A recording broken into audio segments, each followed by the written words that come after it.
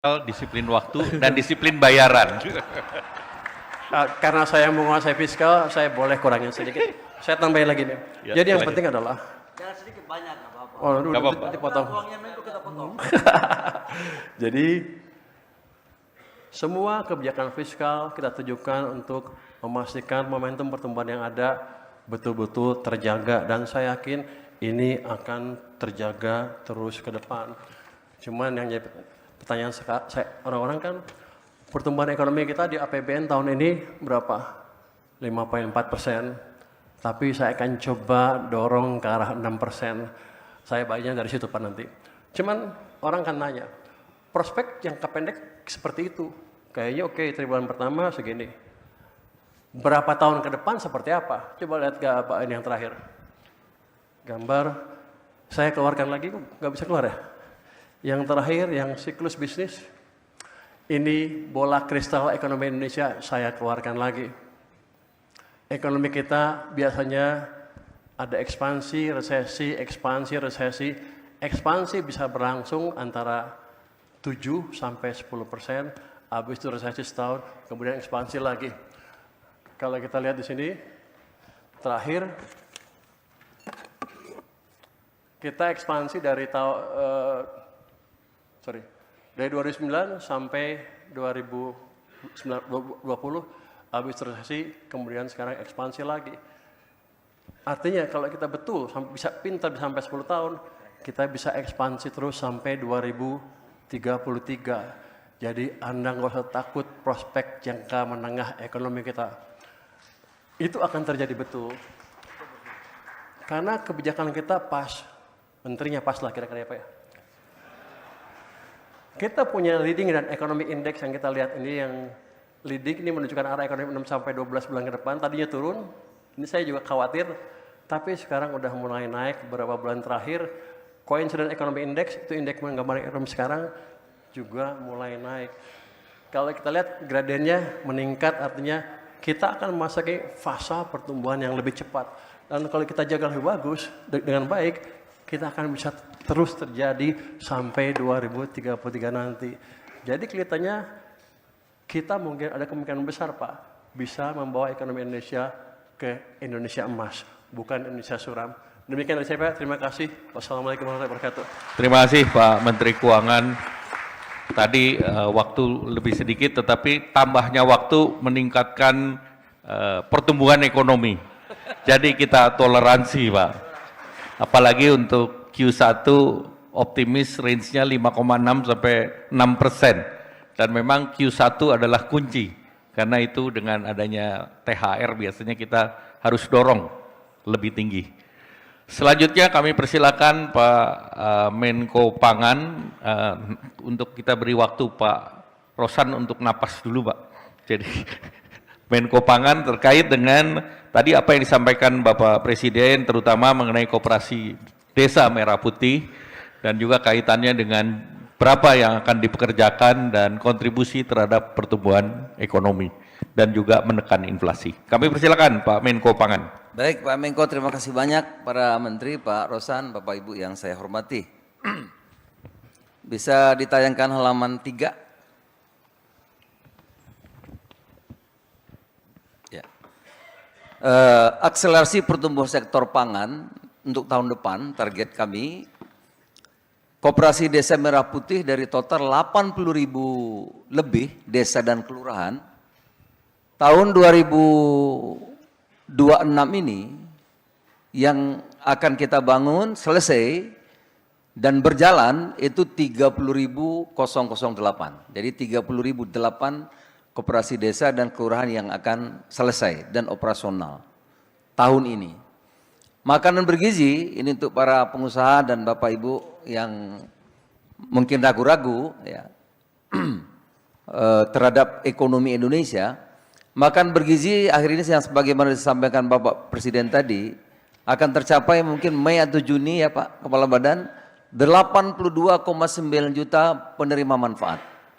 Artinya 82,9 juta penerima manfaat itu akan memberikan dampak yang luar biasa terhadap sektor real. Satu butir telur satu hari aja, maka kita akan memerlukan 82,9 juta butir telur satu hari, belum yang lain-lain. Berikutnya akan dibangun kampung nelayan, jadi sudah disampaikan oleh Bapak Presiden, dari 100 yang sudah jadi 85, masih 15 hampir selesai, tapi tahun ini akan diselesaikan 1000, sampai 2009 diperkirakan akan 5.000 kampung atau desa nelayan. Yang anggarannya kalau 1000 itu kira-kira 22,5 triliun. Tentu ini akan memberikan dampak terhadap sektor real dan penyerapan tenaga kerja, pertumbuhan nelayan yang luar biasa. Karena selama ini nelayan punya daya tawar yang rendah karena tidak punya dukungan infrastruktur. Besok nelayan akan punya daya tawar yang tinggi karena ada pabrik esnya, ada cold storage-nya, dan ada distribusinya. Itu kampung nelayan, dan setiap kecamatan akan dibangun bioflok sehingga nanti masing-masing kecamatan insya Allah akan swasembada ikan untuk mendukung supply kepada SPPG. Tadi juga Bapak Presiden sudah singgung sebagian mengenai pengelolaan sampah yang akan menjadi energi listrik yang besar itu waste to energy, itu ada 14%, itu nanti akan dikerjakan oleh Danantara yang sudah siap 5, tahap 2 akan ada 12 dan tahap 3 akan 7 lokasi. Bapak Ibu sekalian saya hormati, tapi itu baru menyelesaikan 14% yang besar. Tadi yang disampaikan Bapak Presiden juga terbuka, ya. Ada 18% nanti pengolahan organik dan dari sumber lainnya dari desa, di level desa. Ada yang TPS 3R itu yang reduce, recycle, dan seterusnya. Ini juga bisa diikuti atau menjadi peluang usaha bagi investor dari manapun saya kira. Ada 29.314, ini 20%. Ini wilayah biasanya memiliki pabrik-pabrik semen, ini bisa di situ ditampung. Ada 41.829, 28% lebih, ini yang sekarang masih didiskusikan untuk RDF. Tapi ini juga banyak yang mau yang 700 ton per hari, 800 ton per hari, sampai 500 per hari juga akan pakai pakai waste to energy. Kalau mereka lagi menghitung, kalau memungkinkan mereka juga mau seperti ini. Jadi di sektor ini banyak sekali target Bapak Presiden 2 tahun harus kita bisa selesaikan. Tentu tidak mudah, perlu kerjasama semua pihak untuk menjadikan Indonesia aman dan bersih yang tadi disampaikan Bapak Presiden. Bapak Ibu sekalian saya hormati, Koperasi Desa Merah Putih jelas, tidak usah ragu-ragu, ada dasar hukumnya halaman 6. Ada Undang-Undang Dasar pasal 33 ayat 1, ada Undang-Undang nomor 25 tahun 1992, PP 7 tahun 2021, ada Impres, ada Kepres, ada Impres 17 2025. Jadi semua aturannya jelas, terang, lengkap. Ya. Jadi kalau dia mengatakan ini tidak kebijakan coba-coba, tidak, karena semua didukung oleh peraturan perundang-undangan yang berlaku. Bapak Ibu sekalian yang saya hormati, total tadi ada 83.297, tahun ini 30.008 yang akan kita selesaikan, ada 40.000 yang di Pak Menko, yang di kota-kota memang tidak memenuhi standar, tidak sesuai dengan standar yang kita tentukan, karena kalau di desa dia bisa 1.000 meter. Cari tanah 1.000 meter di desa mudah, tetapi kalau di kota agak sulit. Oleh karena itu yang 40.000 ini kita disesuaikan dengan ukuran, kemudian nanti bentuk desainnya akan disesuaikan. Lanjut halaman berikutnya. Lanjut. Nah, Bapak Ibu sekalian, Kopdes ini nanti dia akan berfungsi sebagai optaker dari usaha-usaha rakyat yang ada di desa itu. Apakah di bidang UMKM, ataukah peternakan, perikanan, akan kalau tidak bisa ditampung oleh pasar, maka Kopdes yang akan berfungsi sebagai optaker. Gabah kalau tidak sesuai dengan harga ditentukan oleh pemerintah, maka nanti Kopdes akan kerjasama dengan Bulog yang berfungsi sebagai off-taker, jagung dan lain-lain. Sehingga rakyat di desa itu dia punya kepercayaan bahwa hasil produksi mereka ada yang membeli dan itu memotong rantai pasok yang panjang. Kemudian kemudian Kopdes ini nanti dia akan menjadi supplier dari SPPG. Supplier sudah diatur karena dalam tata kelola SPPG, MBG itu diatur nanti yang bisa mensuplai ke SPPG itu adalah usaha desa setempatan. Boleh BUMDes, boleh koperasi, boleh UMKM dan lain-lain. Ya. Oleh karena itu sekarang di desa-desa ya akibat Pak Dadan ini, waduh luar biasa Pak. Apakah sayuran, apakah peternakan, apakah buah-buahan dan sebagainya itu luar biasa. Gerakan ekonomi rakyat yang di bawah sekarang ini luar biasa. Jadi kalau Pak Menku tadi mengatakan yakin 6% ini memang gerakan ekonomi rakyat yang ada di bawah itu memang nyata. Lanjut. Tinggal 3 menit ya. Kami ada studi kasus satu yang dilakukan oleh Pak Joa itu, Direktur Utama Agrarian Pangan di Bantul. Ya. Kopdes ini bisa memberikan dampak yang sangat signifikan. Di Bantul itu halaman berikutnya memberikan dampak pertumbuhan kira-kira 11-12% Pak. Pertumbuhan ekonomi di desa itu.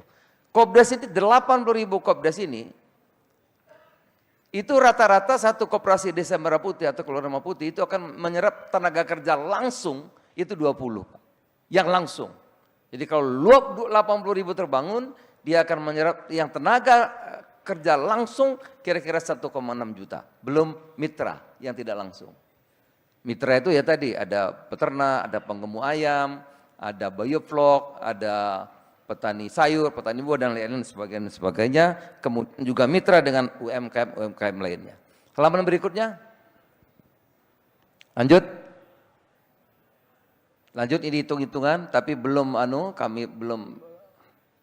Nah, nanti Koperasi Desa Merah Putih Pak ini juga tadi sudah mengatakan akan memotong rantai pasok yang biasanya petani pendapatnya kecil tapi dia membayar dengan harga yang lebih tinggi. Karena dari produsen ke distributor, ke agen, ke pengecer. Jadi rantai pasok yang panjang. Sebaliknya dari desa ke kota juga rantai pasoknya panjang. Gabah, Bulog ada di ibu kota kabupaten, itu juga ada semacam pinjam uang juga begitu, rentenirnya panjang. Ya. Kalau jualan barang ke kota juga panjang sehingga mereka mendapat harga yang sangat murah dibanding harga pasar yang sebetulnya.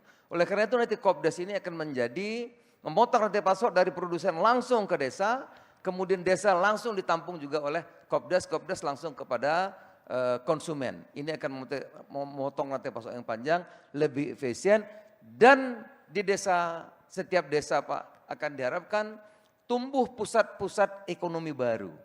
Bung Hatta mengatakan tidak mungkin Indonesia terang hanya satu obor Monas. Tapi Indonesia akan terang kalau setiap lilin-lilin di desa menyala terang. Itulah Kopdes. Kita berharap gerakan ekonomi rakyat yang dicanangkan oleh Bapak Presiden itu akan tumbuh di setiap desa Pak. Untuk menyerap tenaga kerja dan mendukung pertumbuhan ekonomi yang berkelanjutan. Ini peluang besar, Bapak Ibu sekalian percayalah Indonesia terang seperti terangnya matahari di siang hari. Terima kasih. Selamat siang. Assalamualaikum warahmatullahi wabarakatuh. Ini kesimpulannya luar biasa, terutama kata terakhir yang berbicara mengenai sunshine. Tapi untungnya di siang hari, Pak. Selanjutnya tadi terkait dengan Koperasi Merah Putih dengan contoh di Bantul ya Pak ya. Nah Bantul itu tempat main saya waktu kuliah. Jadi nanti itu yang akan direplikasi tempat lain Pak ya.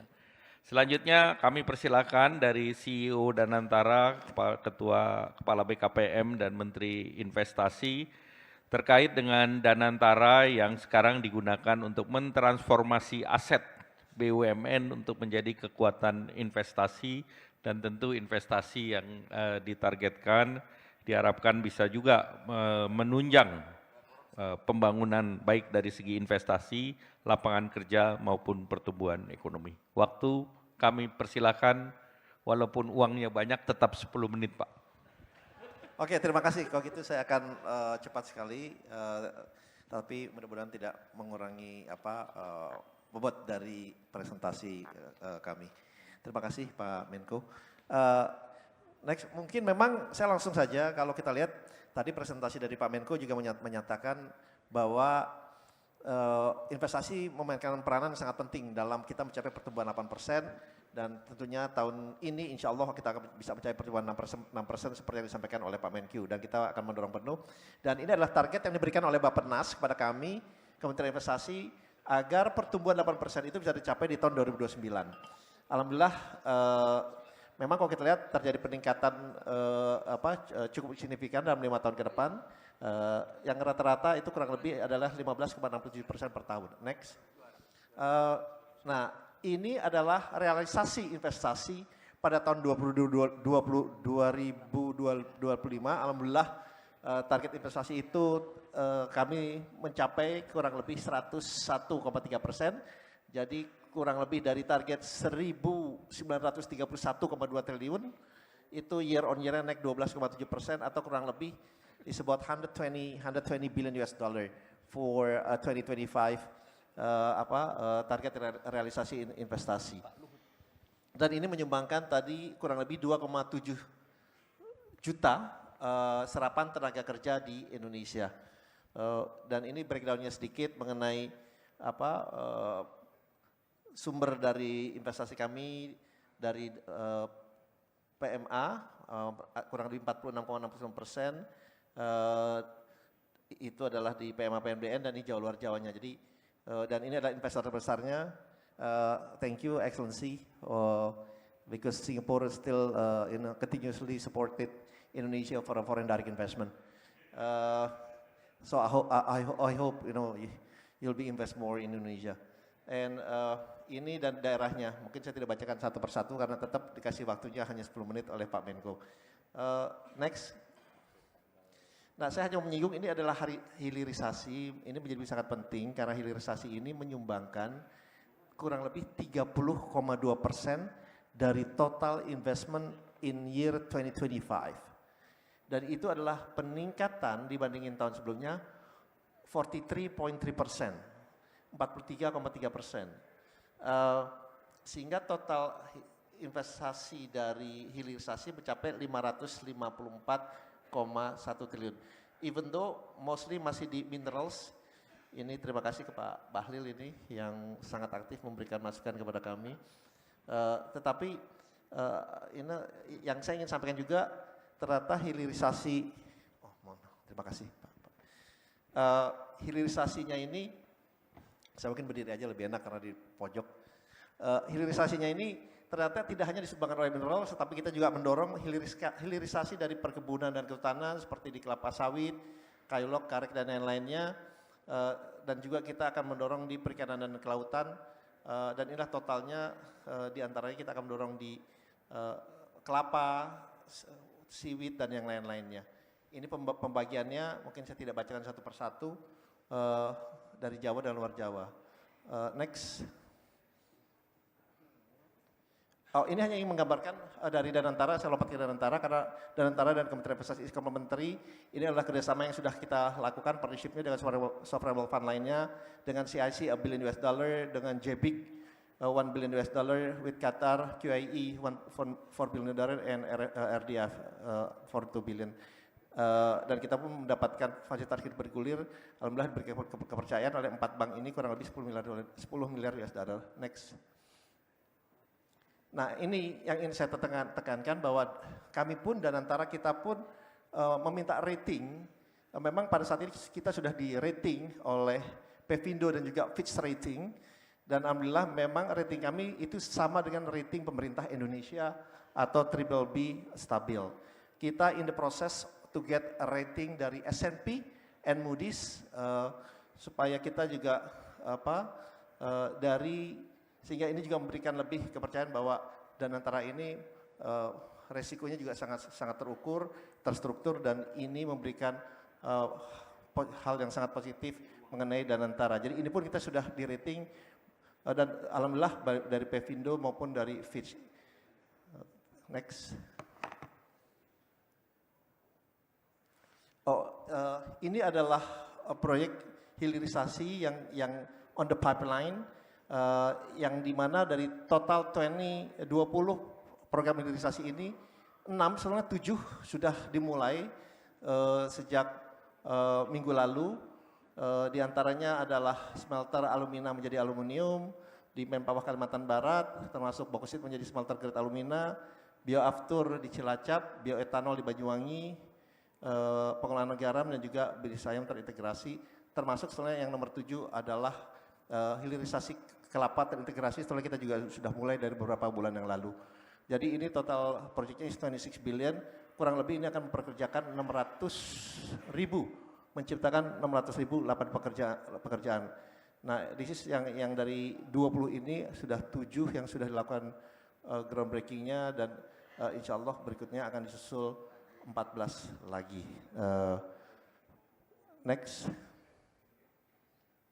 Jadi kalau kita lihat memang hilirisasi akan memberikan kontribusi yang sangat besar karena kita ingin meng-capture all the value added yang ada di Indonesia dengan mengoptimalkan productivity and efficiency dengan selalu mengutamakan tentunya good governance, tata kelola perusahaan yang baik dan benar, transparency, accountability, and also integrity.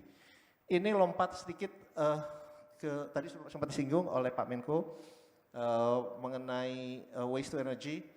Ya kurang lebih ini di Indonesia ada every year is about 60 million ton per tahun, tapi yang tidak dikelola atau dibakar secara ilegal itu sebenarnya cukup tinggi ya, 87%. Dan kita sudah mulai proses ini, first batch actually sudah dimulai sejak November tahun lalu atas arahan dari Pak Menko Pangan, dan kita akan announce pemenangnya, nanti kita akan rapatkan dulu itu tentatively the end of this month atau Februari ini, dan kemudian akan kita lanjutkan batch keduanya kurang lebih ada 7 kota Pak Menko ya rencananya. Jadi setelah itu clear di Pak Menko pemilihan kotanya, kemampuan fasilitas infrastruktur termasuk kesediaan sampah, itu baru kemudian diberikan kepada kami untuk dilakukan tender secara terbuka. Oleh sebab itu kurang lebih batch keduanya akan dimulai pada bulan Maret, mungkin pertengahan atau akhir sesudah kami konsultasi dengan Pak Menko Pangan.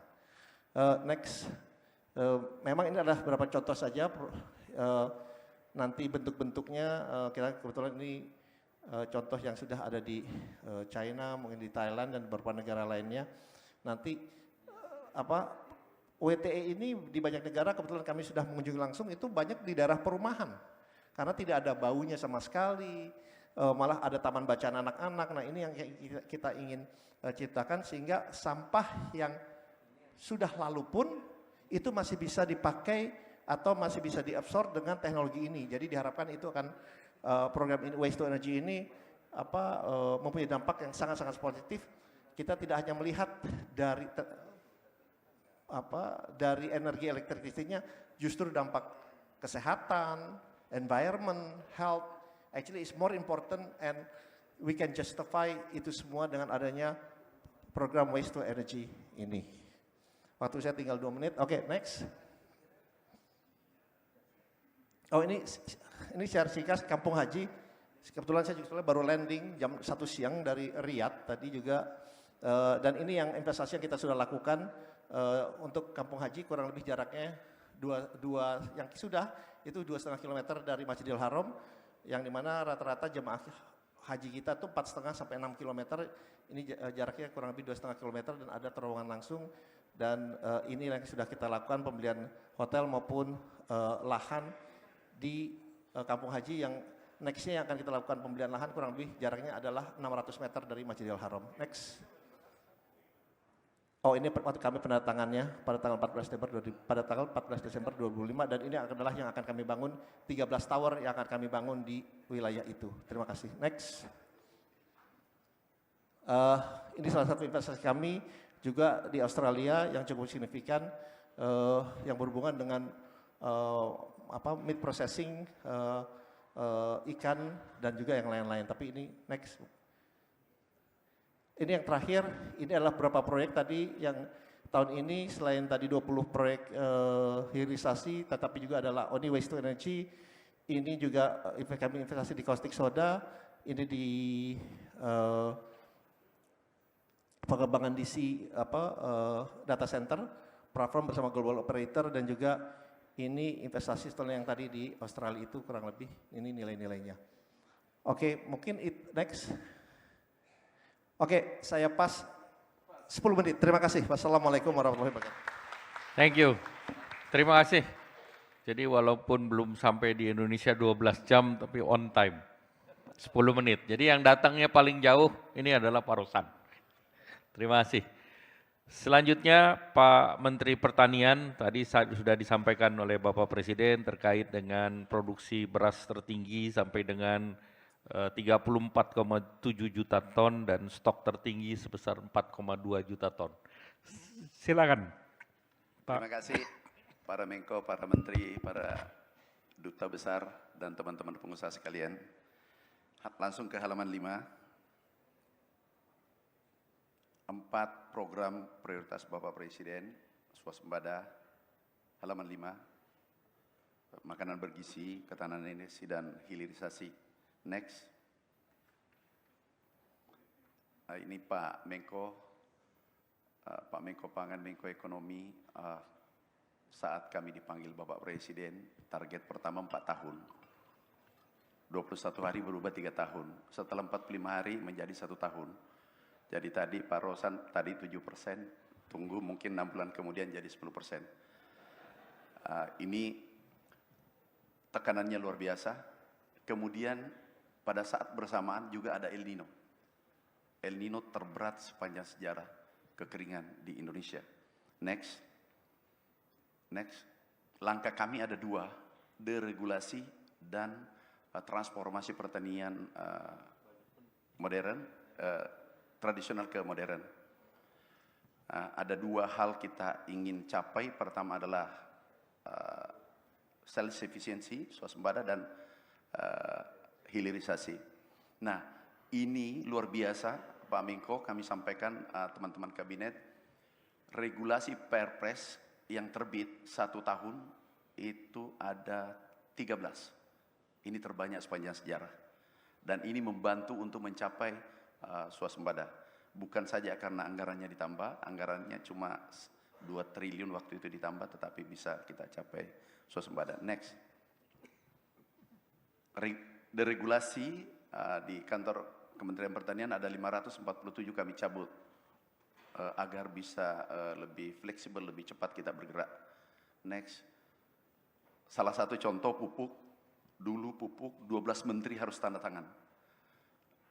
38 gubernur, kemudian 514 bupati dan wali kota, dan 145 regulasi yang mengatur. Sehingga biasanya sudah mau tanam, musim tanam, tapi pupuknya belum tiba. Alhamdulillah dengan cepat, hanya 2 hari impresnya terbit. Sekarang dari Kementan langsung ke pupuk Indonesia, langsung ke petani. Jadi hanya 3. Next. Kemudian kita lakukan revitalisasi industri pupuk. Hasilnya setelah kita deregulasi, Permenkeu, Permentan, dan Impres, itu bisa menurunkan biaya pupuk 20%, meningkatkan volume 700.000 ton, tetapi tidak menambah biaya. Kita insya Allah bangun pabrik 7 dan 5 diresmikan sebelum 2029. Nah, ini hanya regulasi, deregulasi. Next. Ini refocusing anggaran, efisiensi. Next. Ini penindakan yang melakukan katakanlah korupsi di kantor kementerian. Next. Ini kami mencoba menata kementerian, ada 248 pejabatnya, ada demosi, ada yang diberhentikan, ada yang dipecat, dan ada yang promosi. Next. Nah, ini sebenarnya kunci untuk melompat Indonesia untuk bergerak, melompat secara eksponensial. transformasi dari pertanian tradisional menuju modern. Nah, yang dulunya mekanisasi menggunakan sapi, kemudian menjadi traktor, kemudian tanam dulu itu hanya 1 hektar menggunakan 25 orang. Sekarang hanya menggunakan 1 orang. Bahkan 25 hektar bisa kita kerjakan dalam waktu 1 hari dengan menggunakan drone. Juga ada combine harvester, alat panen dan seterusnya. Dulu 25 orang 1 hektar, sekarang hanya 1 orang dan 4 jam per hari. Next. Nah, ini alat mesin pertanian. Tujuannya apa? Ini bisa meningkatkan planting index atau indeks pertanaman 1 kali menjadi 3 kali. Yang dulunya 1 kali menjadi 3 kali karena menggunakan peralatan semua peralatan modern. Kemudian menurunkan biaya 50%. Nah, hasilnya adalah meningkatkan NTP petani 125 dan tertinggi sepanjang sejarah. Ini hasil kerja kita semua. Tanpa teman-teman membantu kami, ini tidak mungkin tercapai. Ini tertinggi NTP, tingkat kesejahteraan petani tertinggi sepanjang sejarah, dan ini hasil kita semua. Next. Nah, ini pompanisasi di saat El Nino. Nah, ini paling menarik, seluruh air sungai kami pompa di saat kekeringan. Kami beli pompa. Ada yang mengatakan waktu itu, ini menteri mungkin gila ini. Kok beli pompa? Kami anggaran untuk seminar, kemudian rehab kantor, kami alihkan semua beli pompa, kemudian biaya perjalanan dinas, rapat tidak boleh lagi di hotel, tapi rapatnya di kantor karena anggaran terbatas. Alhamdulillah hasilnya bisa melompat kurang lebih 2-3 juta ton. Next. Next. Percepat aja karena tinggal 4 menit. Nah, ini rawa. Bukan sebenarnya rawa. Ada, kita ingat dulu di Kalimantan itu ada 1 juta hektar program. Nah, ini program 1 juta hektar, tetapi belum sempurna. Sehingga kami membongkar ulang 1 juta hektar. Sekarang kami program 200.000 pertama untuk menghidupkan kembali.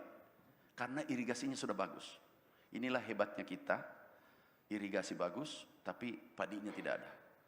Nah, ini Pak Menteri Keuangan, ini sudah dibangun puluhan tahun, irigasi lengkap semua dan seterusnya, tapi sawahnya tidak ada.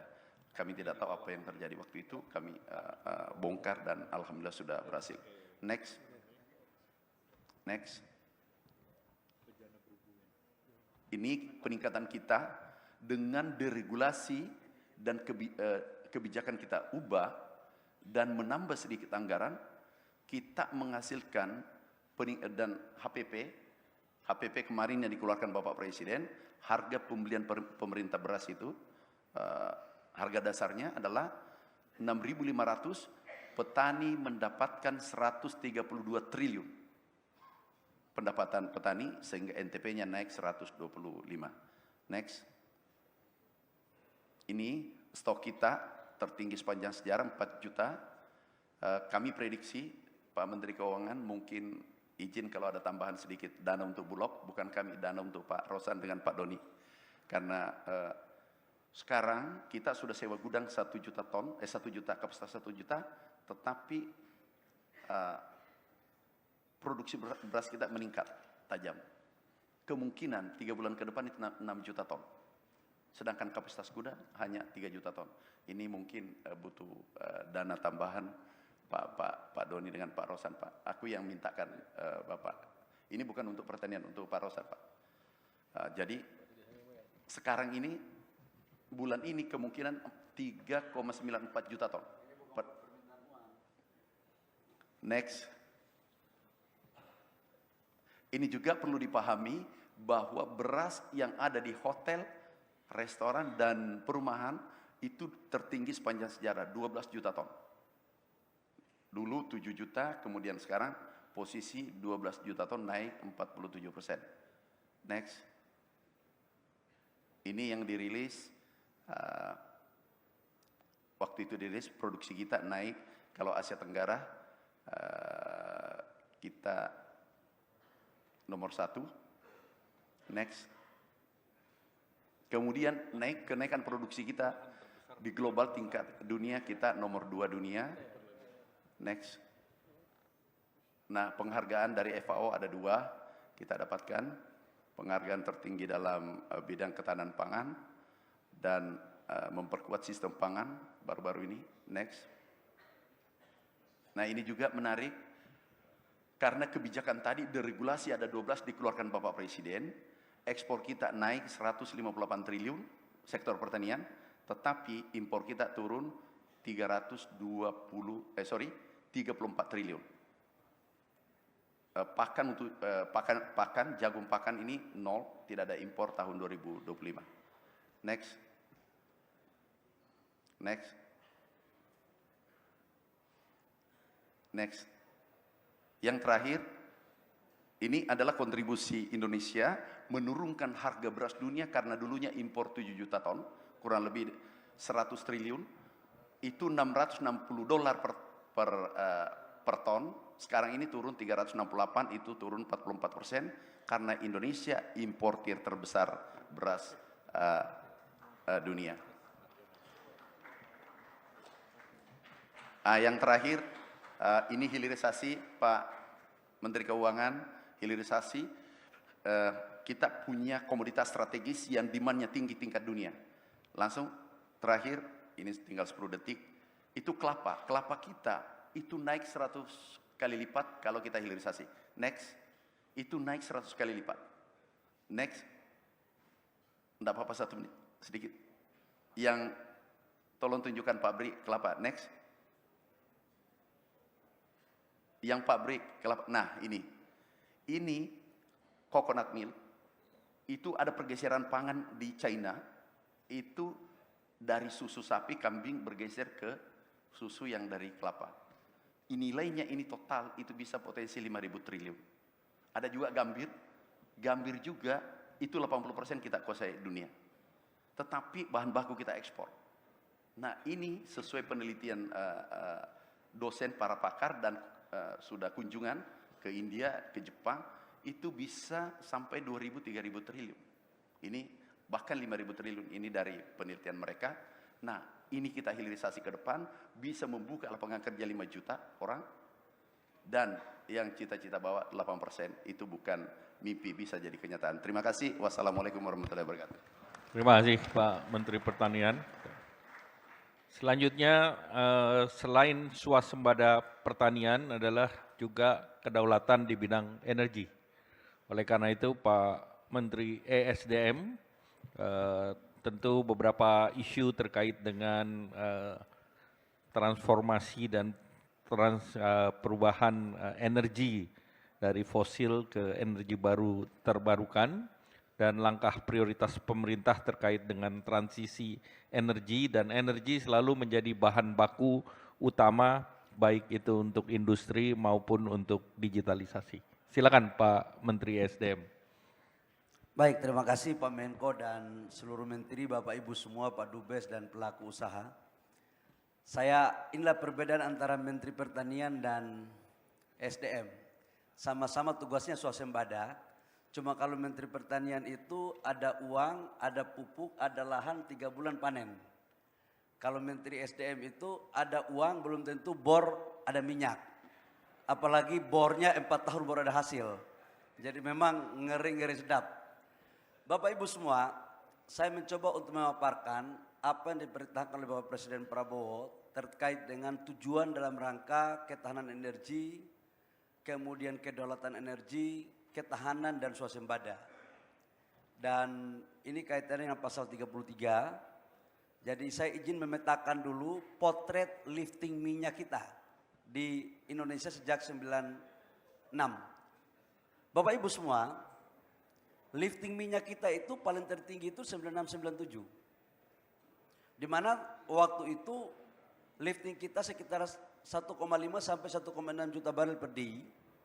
Konsumsi kita hanya 500.000 barel per day. Kita ekspor 1 juta barel.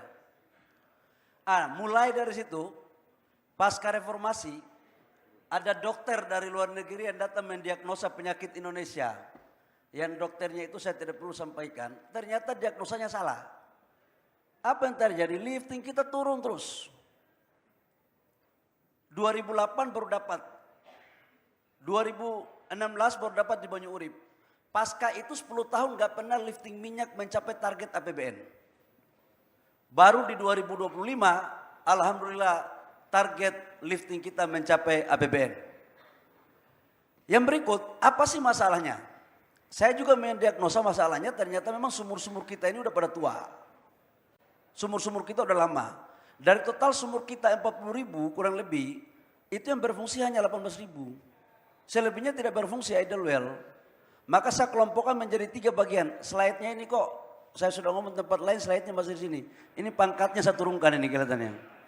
Nah, strateginya adalah ada 3. Yang pertama adalah yang sumur-sumur tua kita kerjasamakan dengan teknologi. Harus mampu berkolaborasi. Yang kedua adalah sumur-sumur yang tidak dikerjakan oleh K3S, kita akan offer kepada teman-teman swasta yang lain, baik dalam negeri maupun dari luar. Dan yang ketiga yang sudah POD, yang nggak jalan-jalan, ya saya kasih ultimatum. Ada 301 wilayah kerja yang sudah selesai eksplorasi belum jalan-jalan, sekarang kita kasih ultimatum. Kalau nggak kita cabut. Ya mohon maaf berkali-kali saya kasih tahu seperti Impex. Impex itu di Blok Masela 26 tahun sudah konsesinya ada nggak jalan-jalan.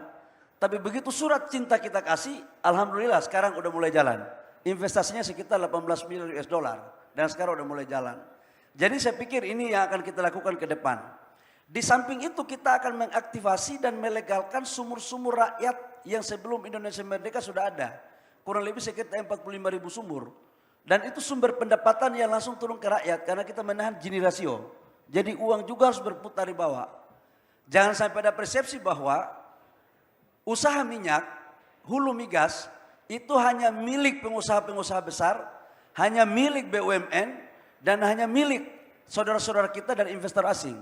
Tapi juga harus kita jalankan pasal 33 dengan baik, agar rakyat juga mendapatkan hak yang sama dengan perusahaan-perusahaan yang lain. Itu Bapak Ibu semua menyangkut dengan minyak. Tantangan kita apa ke depan? LPG. LPG kita konsumsinya sekitar 8,5 juta ton per tahun. Kita punya industri dalam negeri kita, itu hanya kurang lebih sekitar 1,6 juta. Jadi kita masih impor sekarang 7 juta sampai 7,5 juta ton. Kalau kita mau tunggu kita punya hasil gas untuk kita bangun LPG, nggak mungkin terjadi. Karena kita lebih banyak C1, C2, C3, C4 kita nggak punya. Maka mau tidak mau kita harus membangun hilirisasi dengan substitusi impor dengan memakai batu bara, DME. Ini pasti importir, mohon maaf ya, yang biasanya 8 juta ke depan akan berkurang nih. Supaya membantu Pak Menteri Purbaya supaya subsidinya bisa turun gitu. Nah, yang berikut bagaimana tentang transisi energi. Bapak Ibu semua, di RUPTL kita sekarang, untuk 2025 sampai dengan 2035, kita 50 gigawatt itu kita dorong dengan memakai energi baru terbarukan. Baik air, kemudian matahari. Kok slide-nya nggak ada ya? Ini pangkat tambah turun lagi nih kelihatannya. Nah, bukan ini, sebelumnya. Dengan total investasi kurang lebih sekitar 1.650 triliun. Nah teman-teman pengusaha, ini bisa dipakai nih. Teman-teman perbankan, ini captive karena akan dibeli oleh pemerintah. Jadi ini peluang-peluang yang menjadi trigger pertumbuhan ekonomi kita ke depan. Jadi kalau teman-teman perbankan nasional nggak membiayai ini, pasti perbankan asing dengan bunga yang lebih murah akan masuk. Dan itu pasti begitu uang masuk, keluar lagi ke sana. Dan ini yang kita tidak inginkan. Bapak Ibu semua, terakhir saya akan berbicara tentang bagaimana mendorong agar kita tidak lagi melakukan impor. Tahun ini dengan operasinya RDMP di Balikpapan, total konsumsi minyak kita untuk solar 1 tahun itu 39 juta kiloliter. Produksi kita hanya kurang lebih sekitar 16 juta. Dan dari 16 juta itu sisanya kita gabung dengan base 40 dari biodiesel. Nah, jadi untuk C48, alhamdulillah mulai tahun ini kita nggak impor lagi. Bagaimana bensin? Bensin itu ke depan kita itu impor total kebutuhan nasional kita sekitar 40 juta. Dari 40 juta itu produksi dalam negeri kita hanya kurang lebih sekitar 14 juta kiloliter. Kita impor 25 juta kiloliter. Sampai ayam tumbuh gigi, kalau nggak kita kreatif untuk melakukan ini, nggak akan bisa kita dalam negeri semua. Maka kita akan lakukan adalah di samping kita naikkan lifting, kita akan dorong namanya etanol E20 2028. Dengan demikian akan mengurangi impor kita. Semua desain besar ini kita akan dorong. Terakhir nanti kita tinggal impor tingkat crude-nya saja. Barang-barang jadinya semua ada di dalam negeri, termasuk aftur. Aftur kita akan dorong 2026 itu tidak lagi kita melakukan impor. Termasuk bensin yang RON 92, 95, 98. Ini Bapak Ibu semua, dan ini Pertamina yang sama-sama kita bangun, dan untuk storage-nya juga sekarang kita lagi bangun. Ini peluang yang bisa kita lakukan untuk mendongkrak bagian daripada pertumbuhan ekonomi. Terakhir saya mau cerita sedikit tentang hilirisasi. Bikin slide dong, ada slide hilirisasi yang 28 komoditas. Bapak Ibu semua, dunia telah mengajarkan kita bahwa tidak ada satu negara di dunia ini, negara berkembang yang mempunyai sumber daya alam, menjadi negara maju tanpa ada industrialisasi dan hilirisasi. Kalau ada yang mengatakan itu, dia sedang merayu kita untuk menuju ke jalan yang sesat. Sebagian negara tidak ingin untuk kita juga menjadi negara yang bisa mengikuti kemajuan mereka. Nah, dari 28 komoditas ini, dari sektor perkebunan, kelautan, perikanan, migas, total investasinya kurang lebih sekitar 850 miliar US dollar sampai dengan 2040. Ini mesin pertumbuhan ekonomi nasional kita. Saya mengambil satu contoh ketika saya masih Menteri Investasi, sebelum Bang Rosan, abang saya ini, kita pernah menyetop ekspor ore nikel. Total ekspor nikel kita tahun 2018-2019 itu hanya 3,3 miliar US dollar. Dan kemudian begitu kita ekspor, kita melarang ekspor, di 2024 itu total ekspor kita sudah mencapai 34 miliar US dollar. 10 kali lipat hanya dalam waktu 5 tahun. Inilah kemudian yang menjadi dorongan pertumbuhan ekonomi yang merata, menciptakan lapangan pekerjaan. Nah Bapak Ibu semua, saya harus jujur mengatakan bahwa pengelolaan sumber daya alam dari total 850 triliun lebih, itu 90%-nya ada di sektor ESDM. Saya akan konsisten untuk melakukan ini. Tahun lalu kita melarang ekspor boksit. Dan tahun ke depan kita akan mengkaji untuk beberapa komoditas lain, termasuk timah, nggak boleh lagi kita ekspor barang mentah. Silakan teman-teman mau bangun investasi hilirisasi di dalam negeri. Sudah cukup negara kita ini dijajah oleh Belanda 3,5 abad, itu hanya untuk mengambil rempah-rempah dan bahan baku kita. Jangan kita sudah merdeka, masih pula kita kirim barang mentah.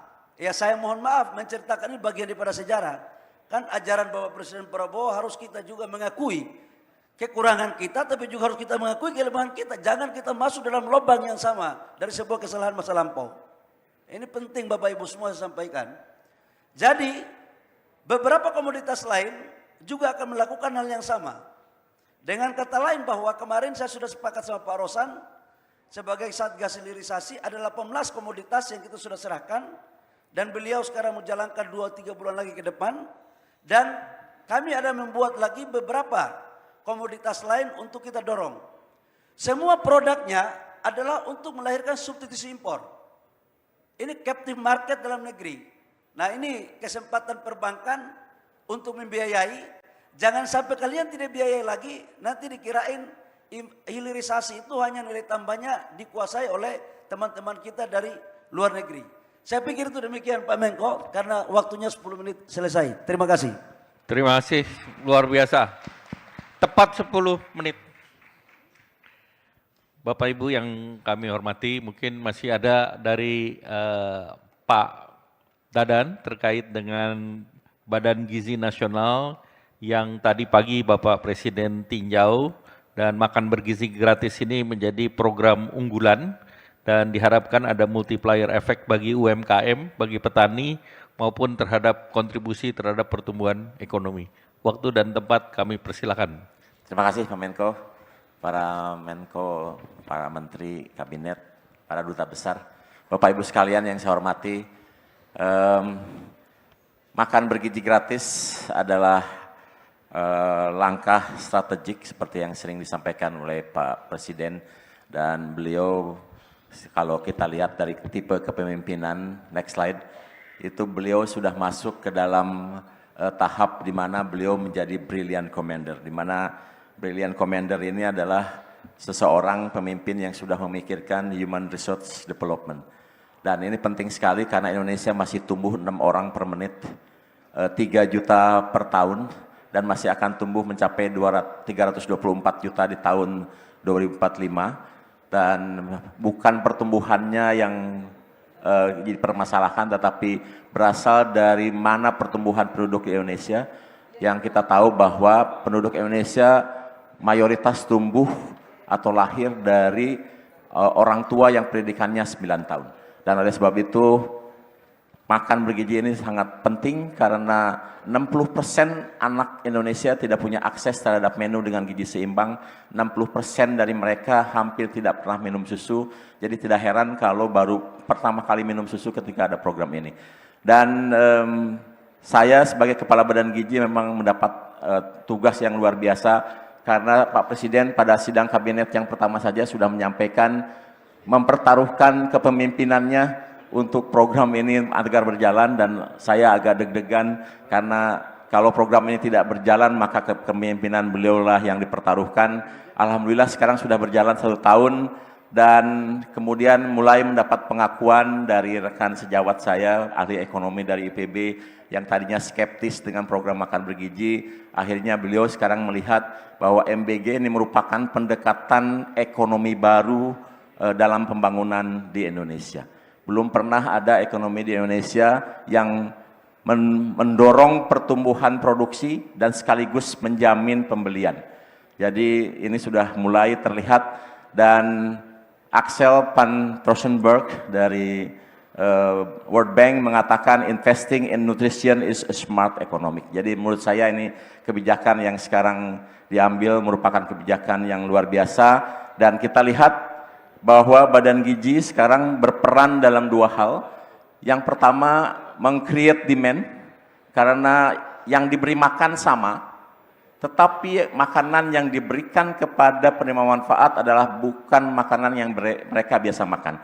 Biasanya mereka mungkin tidak makan telur 2 kali seminggu, mungkin juga tidak makan ayam 2 kali seminggu, bahkan di Sukabumi itu ada yang makan daging sapi hanya 1 kali setahun ketika Idul Adha. Sekarang diberikan minimal 3 kali dalam sebulan, sehingga itu meng-create demand dan kemudian sekaligus menjamin pembelian dari seluruh produk yang ada. Sehingga dengan program MBG ini lapangan kerja diciptakan karena satu SPPG membutuhkan 50 orang, kemudian dibutuhkan supplier sehingga tumbuh entrepreneur baru dan produktivitas lokal meningkat. Dan kemudian Badan Gizi memiliki anggaran yang luar biasa. Tahun ini kita sudah dianggarkan 268 triliun dengan dana cadangan 67 triliun, sehingga akan mencapai sekitar 335 triliun. Dan jangan lupa bahwa 93% dari anggaran tersebut itu dialirkan oleh Badan Gizi melalui KPPN langsung ke Satuan Pelayanan Pemenuhan Gizi di setiap SPPG di setiap provinsi, di kampung-kampung, dan uang yang cair kepada mereka rata-rata setiap bulan itu hampir 1 miliar, di mana 70% digunakan untuk beli bahan baku, 20% digunakan untuk biaya operasional termasuk gaji relawan, dan 10% diberikan untuk insentif bagi mereka yang kemudian membangun SPPG di setiap lokasi. Jadi dari tabel yang ada berikutnya, next slide. Nah, dari tabel yang ada, ini adalah sebaran SPPG yang ada di setiap provinsi, di mana misalnya Aceh itu sudah ada 608 SPPG, kemudian Jawa Barat itu sudah ada 5.295 SPPG, itu mencerminkan jumlah uang yang beredar di daerah tersebut, kali 1 miliar. Jadi kalau ada 608 SPPG, itu artinya 608 miliar ada di Aceh dalam 1 bulan. Kemudian di Jawa Barat ada 5.295 SPPG, itu artinya ada 5,295 triliun per bulan di Jawa Barat. Sehingga kalau kita lihat di proyeksi uang beredar saat ini 1,5 bulan, itu kita sudah proyeksikan ada 29 triliun uang sudah beredar di masyarakat, dan masing-masing ini dimiliki dan menyebar merata di seluruh provinsi. Hari ini Badan Gizi sudah mencairkan 32,1 triliun dan belum pernah ada sepanjang sejarah Republik ada sebuah kementerian yang sudah mencairkan 32,1 triliun dalam waktu 1,5 bulan. Dan itu 70% untuk beli bahan baku, 20% untuk bayar biaya operasional, dan 10% untuk memberikan insentif kepada mereka yang melakukan bantuan di dalam program makan bergizi gratis. Dan BPS tahun 2025 sudah memberikan kajian bahwa Rp1 yang dikeluarkan oleh Badan Gizi itu akan menumbuhkan ekonomi kurang lebih 7 kalinya. Ini sama seperti prediksi World Bank, di mana investasi terhadap nutrisi akan memberikan return 23 kalinya, itu pun untuk jangka panjang. Nah, ini basis jangka pendek. Kita belum menghitung bagaimana anak sehat menjadi produktif 20 tahun ke depan. Next. Dan jika diperhitungkan terkait dengan rumus PDB, maka rumus PDB itu ternyata sederhana sekali. Consumption ditambah investment, ditambah dengan government spending, kemudian ditambah dengan ekspor dikurangi impor. Dan 3 faktor, yaitu consumption, kemudian investment, dan government spending didorong oleh program makan bergizi gratis, di mana dengan adanya makan bergizi gratis, kebutuhan akan telur naik, kebutuhan semua bahan pangan naik, karena untuk 1 SPPG saja, dengan memberi pisang saja, sekali ngasih makan pisang, itu 3.000 pisang. Itu artinya butuh 150 sisir. Kalau dalam tandan berarti 15 tandan, kalau dalam pohon berarti 15 pohon. 1 kali ngasih makan pisang, maka harus ada 15 pohon pisang. Kalau 2 kali seminggu artinya butuh 30 pohon pisang, 1 bulan 120 pohon pisang, 1 tahun 1.440 pohon pisang. 1 hektar ada 1.000 pisang, jadi dibutuhkan 1,5 hektar kebun pisang untuk 1 SPPG. Kalau kita ngasih makan lele, 3.000 lele harus ada dalam sekali makan. Itu artinya harus ada 2 kolam bioflok setiap kali ngasih makan lele. Kalau 1 kali sebulan saja atau 1 kali seminggu, maka kalau 4 kali sebulan maka butuh 32 kolam lele yang harus ada di dalam 1 SPPG. Ketika kita ngasih makan telur, maka 1 SPPG butuh 4 kandang ayam petelur. Karena dibutuhkan 3.000, sementara ayam meletakkan telur itu 0,8 per hari, sehingga butuh kurang lebih 4.000 ayam. Dan kalau ayam dipelihara, maka jagungnya pun harus ada. Sehingga program ini betul-betul sekarang menumbuhkan gairah di masyarakat dan membuat petani menjadi berseri, seperti yang disampaikan oleh Pak Amran tadi. Nilai tukar petani sudah naik menjadi 125, dan saya yakin dikontribusikan oleh program makan bergizi gratis. Ternyata program makan bergizi gratis tidak hanya menyasar produk-produk pertanian untuk menjadi bahan baku, tapi juga berdampak terhadap ekonomi lain. Selain sebelumnya, tolong tunjukkan 1 slide sebelum ini. Ternyata dari data AHM, 1 slide sebelumnya, kita melihat angka penjualan motor mencapai 4,9 juta tahun 2025, dan ini terdongkrak oleh program MBG. Kenapa? Karena saya dapat laporan di SPPG itu pegawainya sekarang 60% beli motor. Jadi kalau ada 50 orang kali 60% artinya 30 orang beli motor, sehingga motornya naik. Kemudian juga berdampak terhadap salah satu merek mobil yang sedang beredar di masyarakat dan itu populer, yang selama ini mungkin tidak laku, karena satu WPBG butuh 2 mobil, kalau sekarang sudah ada 23.000 SWPG, itu artinya dibutuhkan 46.000 mobil jenis itu, dan sekarang termasuk mobil yang sulit dicari. Kemudian juga petani hidroponik senang karena naik omsetnya 100%, kemudian ada pengusaha tahu yang sudah hampir bangkrut, sekarang bangkit kembali. Dan kemudian ada juga sekarang pabrik-pabrik susu atau peternak susu di Boyolali, di Bandung, sudah membuat susu pasteurisasi, dan juga mereka sudah membuat satu cold storage yang bisa memasok kebutuhan susu, di mana satu SPPG setiap hari butuh 450 liter susu. Terima kasih. Wassalamualaikum warahmatullahi wabarakatuh. Terima kasih Pak Dadan terkait dengan BGN. Kita masih ada waktu untuk tanya jawab, mungkin 4 orang, 1 sesi. Ada yang ingin tanya jawab? Atau sudah jelas? Jelas? Pak Menko jelas semua? Ya. Jadi kalau jelas, dengan mengucapkan Alhamdulillah, saya tidak mengambil kesimpulan, karena tadi arahan Bapak Presiden sudah jelas, dan dari para menteri juga jelas, sehingga dengan mengucapkan Alhamdulillah, saya ucapkan terima kasih kepada para Bapak Menko yang hadir, Pak Menteri yang hadir, Bapak Ibu Duta Besar Negara Sahabat, para investor, CEO, kami ucapkan terima kasih. Wassalamualaikum warahmatullahi wabarakatuh. Kita foto dulu di depan.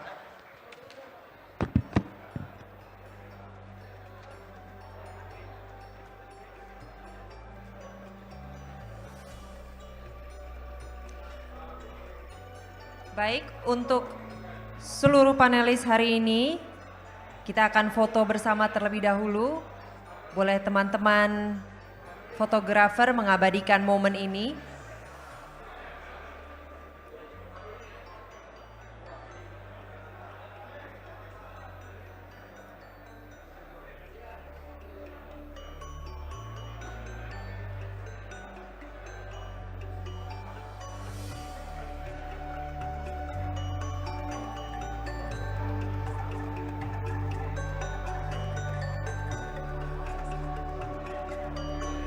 Dan sebagai informasi untuk rekan-rekan media, setelah ini akan ada doorstop di lantai dasar di lobi utara Wisma Danantara.